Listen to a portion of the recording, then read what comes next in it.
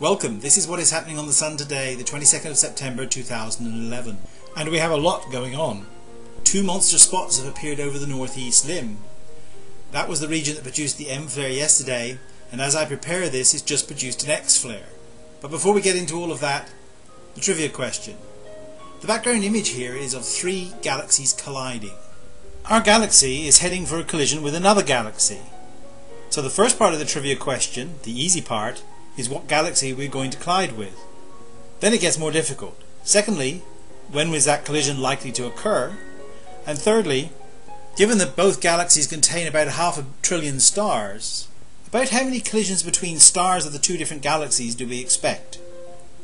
Less than one, 100, 1,000, or over 1 million? The answer will be given at the end. I have some very good news. HelioViewer is back online. However, some of the databases have yet to be updated, particularly the Soho LASCO data and the stereo data, but that will happen relatively soon. Apparently the problem with the HelioViewer is that the server that ran it broke down and had to be sent away to New England for repairs. Unfortunately, the repair shop was first hit by Hurricane Irene, and it's very difficult to fix electronics when you don't have any electricity, and secondly by Tropical Storm Lee. The repaired server revived back at NASA on Monday and is now back online. So go enjoy making your own movies with HelioViewer once again. So to test out its functionality, I made the following three movies of the M flare from yesterday.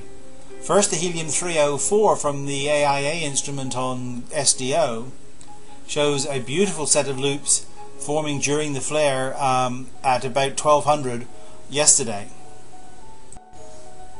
The flare is less spectacular in the Iron 9 line at 171 angstroms, which corresponds to about 600,000 degrees Kelvin. But you can still see the same sorts of loop structures forming just behind the northeast limb. I would like to point out this huge arch that joins the new region coming over the northeast limb with region 1301. Finally, we'll take a look at the Iron 21 line at 131 angstroms, which is equivalent to about 10 megakelvin. This is the hottest line that the AIA instrument possesses and shows strictly flare plasma.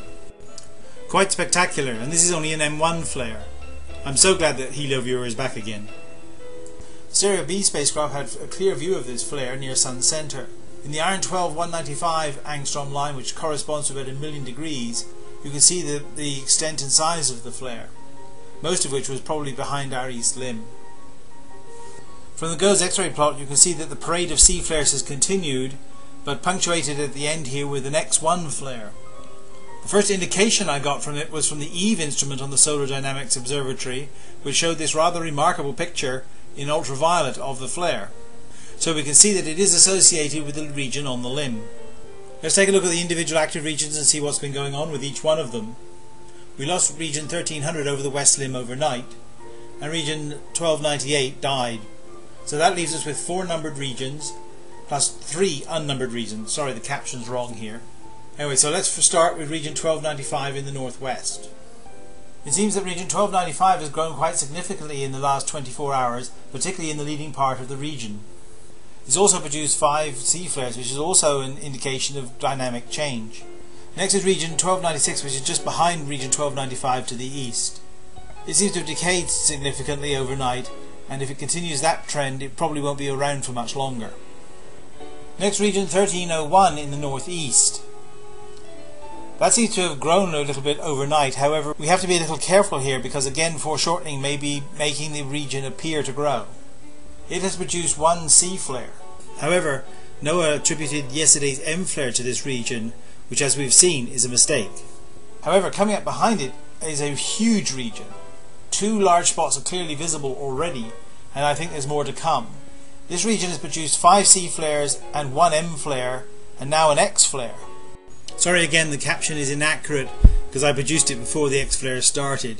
So this is a very, very active region, and I expect there will be more activity like it in the coming days. This is probably the largest region of this cycle so far, and probably for the last 6 to 8 years. Last but not least, we have region 1299 in the southwest. This region too has seemed to have decayed quite significantly overnight, and I suspect will not be here tomorrow. Now the 3 unnumbered regions. Of course there's the one on the northeast limb that we've already talked about, but there are 2 very small regions one in the northwest and one in the southeast. These are both very small single spot regions. However, the one in the southeast has hung in there for more than a day and may be growing slightly, so it's worth keeping an eye on. So let's take a look at the continuous evolution of these regions over the last 48 hours. Given that the new region coming over the northeast limb is so close to the limb you can't be able to see very much, I would focus on region 1301, which seems to have shown the most growth and change in the last day. Unfortunately, the X-flare is too recent to show very clearly on the AIA instrument, so we'll have to take a look at that in detail tomorrow.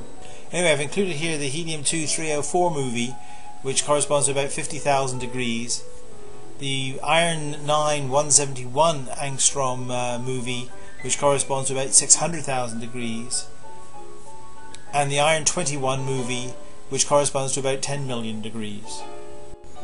I had hoped to show you the latest image from the GOES X-ray imager, however, for some reason they seem to be having technical problems and are stuck about 3 or 4 hours ago. Well, we should expect a fairly major coronal mass ejection from this X1 flare. However, I was quite surprised to see that the biggest coronal mass ejection is off the west limb, not the east limb. That would seem to be a partial halo event and maybe geo-effective.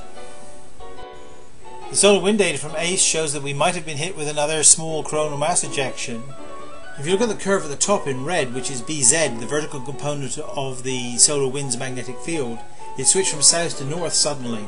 That corresponded to a drop in the overall density of the solar wind, while the velocity increased along with the temperature. Going along with that, there was a sharp drop in the high energy electron flux, and we may have had a small proton event associated with that M flare yesterday. No sign of anything from the X flare as yet. The auroral zone looks relatively quiet, and the KP index, very much like yesterday, is varying between 0 and 2.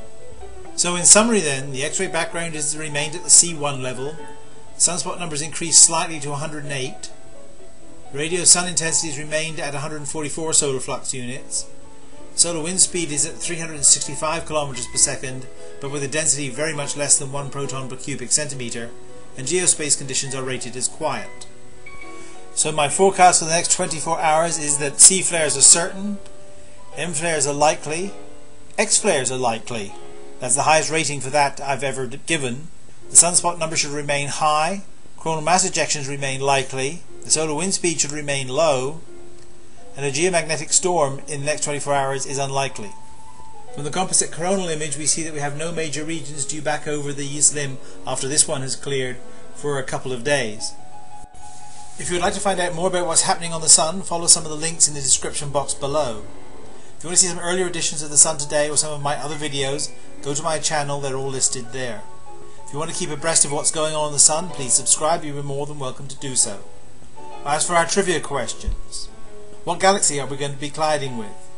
That would be the Andromeda Galaxy, and it will happen between 3 and 5 billion years from now.